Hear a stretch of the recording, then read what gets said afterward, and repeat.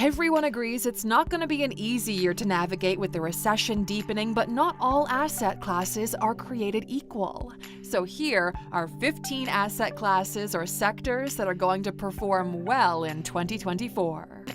First up, profit-first business equity.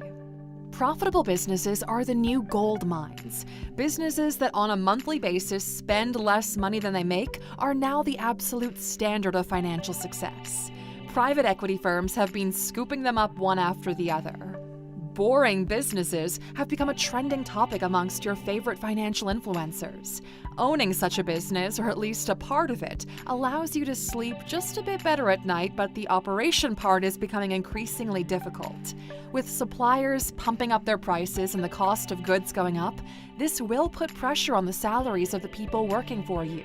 As long as your employees generate more value for the company than they're paid, you're good. Next up, cash. Well, would you look at that? Cash is actually an incredibly valuable asset right now. The golden rule here is, don't buy stupid shit. Hold on to your cash with every bit of energy left in your body because very few will have cash on hand when the opportunity presents itself. Don't be afraid to be super aggressive when offering to buy anything.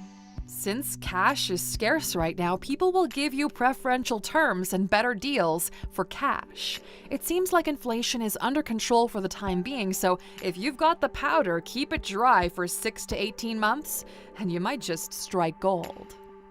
Then there's Bitcoin. Cash and Bitcoin on the same list of thriving assets? Crazy, right? Not only was Bitcoin one of the best performing assets of last year, going from 17K to 44K in 12 months, but this year we'll see another halving. It's a technological change to the Bitcoin algorithm where the reward for the miners will be cut in half, making every new Bitcoin more expensive to create. Historically, prices have shot up around halvings. Some say the price change is already baked in and are calling the priest on this cryptocurrency, while others look at it as the only asset left. As for us, we haven't touched our stash. It's safe in cold storage. Strategic real estate. Not all properties share the same attributes. Some are simply superior to others.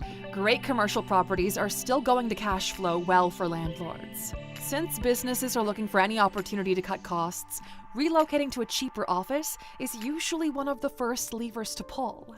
Mid-range, non-competitive commercial properties are going to struggle massively. Location and proximity to the city center is another plus. For example, most Airbnbs are gonna get hit. As people travel less, the money will flow to the top 10% of listings, and everyone else will struggle to find guests. Art. There's a saying amongst the rich that goes like this: recessions are for the middle class. The entire economy around rich people is thriving no matter what. A recession in the world of art, at most, forces some unique pieces to resurface on the market as people look to liquidate for profit in order to acquire more cash. Young people have caught the taste for art money, since it's no longer just a billionaire's game. According to Sotheby's, the number of collectors bidding on art worth $20 to $50 million surged 60% just last year, since now you can buy fractional shares in blue-chip art. Over 56% of these bidders favored contemporary art. Sound familiar? Well, it's the art our sponsors and friends at Masterworks have been buying up for years. Wealthy collectors, young and old, are rushing to find it because it's outperformed traditional investments for decades, and it still has potential to grow long-term. This caliber of art delivered over $45 million in returns to their investors since inception, and it's never been as accessible as it is right now. Because those investors didn't have luck or art market connections, they weren't even art experts, and because of Masterworks, they didn't need to be. Over 887,000 people have already joined the platform, and ALUX viewers have been getting priority access for over a year now by going to masterworks.art/ALUX or by clicking the link in the description. Abroad investments. If you live anywhere in the world where prices have simply gone crazy and there doesn't seem to be anything worth buying that actually justifies the price, we're looking at you, Canada and the UK, then it's time to look abroad. Spain and Portugal are the hot tickets in Europe right now. Buying an apartment near the sea for around $100,000 or a house with a decent piece of land for under $200,000 is something that's impossible to find in the West. If 15 years ago you struck gold buying property in Thailand or Indonesia, 10 years ago it would have been Dubai, Vietnam, or Croatia. Now it's looking like Colombia, Ecuador, and other parts of South America are where it's at. You can pick up a 2-bedroom Cartagena for under $50K. Consumer staples. No matter how hard the recession hits, there are some essentials that people still need to buy, so stocks in these companies will do well. Actually, consumer staples crush it during recessions.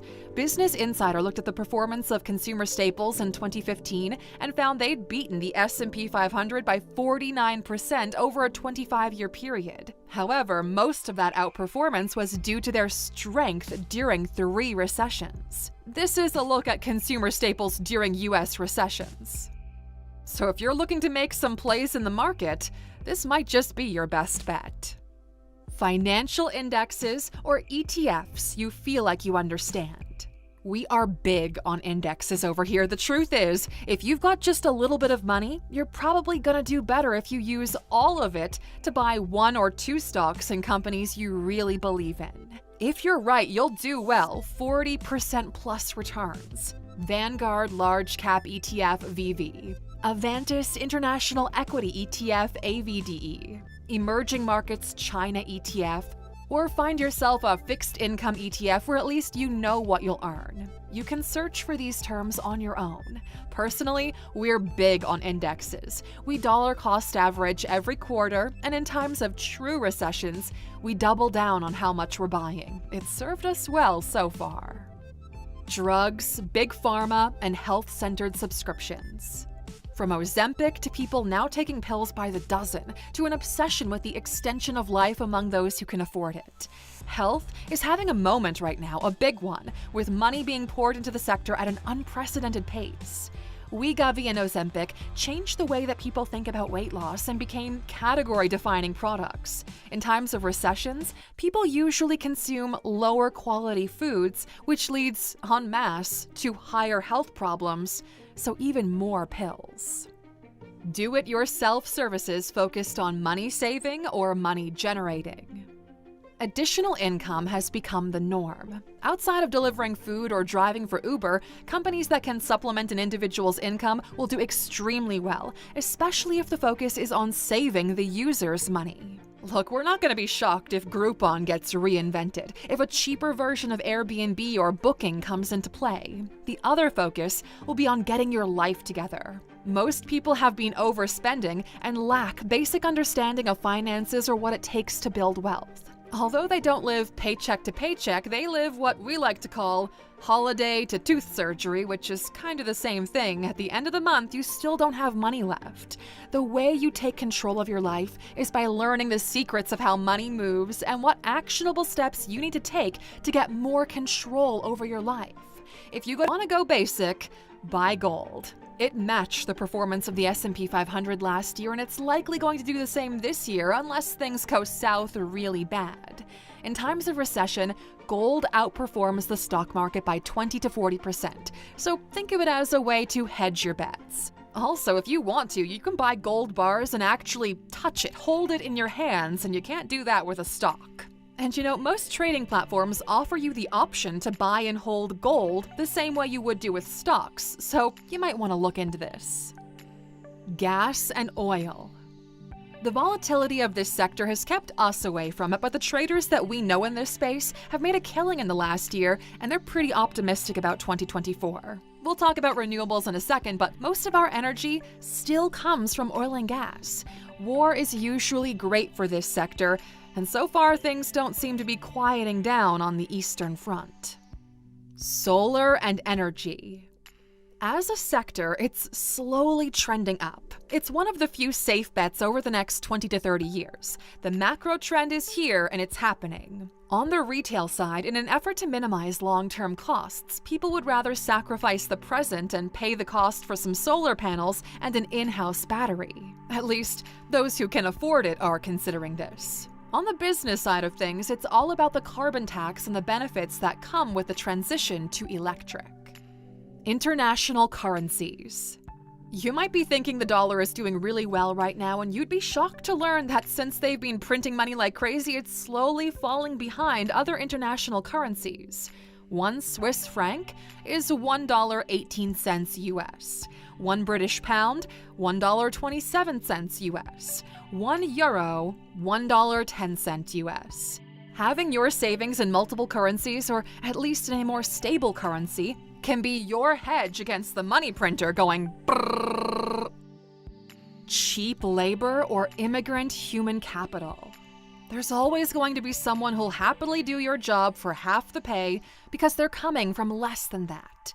Human economic migration is probably going to be one of the sectors that we'll see most often on the news, as the boring businesses we mentioned earlier will need skilled workers that are willing to work for how the market, not the government, values their services. They'll work in your country and send that money back home. What are you seeing in your industry, Alexer? Since we have people from all around the world here, how does 2024 feel from your perspective? Let us know in the comments. And since this is the first video of the year, of course, we'll keep the bonus part alive. Luxury products are stalling, even in secondary markets. For years, we've looked at the luxury market as a canary in a coal mine. And the secondary market especially has proven to be a really good indicator of how things are actually going for people who do have a bit of money. Now, for those of you who don't know what we're talking about here, there are businesses and platforms out there where people resell luxury goods, either secondhand or new. And when not even the discounted luxury products get sold, you know the rich are contracting and holding on to cash for other purposes. That's exactly what's happening right now. Luxury watches that used to sell for $18,000 to $20,000 early last year are now selling for as low as $9,000 to $12,000. At this point, one might ask themselves if watches aren't just NFTs for adults. Whatever the case, we will live through 2024 together, Alexer, with some big changes to our content coming soon. These are the last few videos in this format as things are about to change. If you welcome it, write the word change in the comments.